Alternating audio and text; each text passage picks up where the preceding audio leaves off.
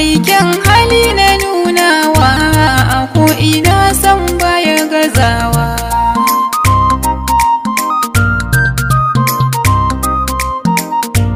Bardan biyu na gaida ka, Allah ya kara ma ɗaukaka. Abban Hamisa Allah tsare ka a gabanka har da bayanka.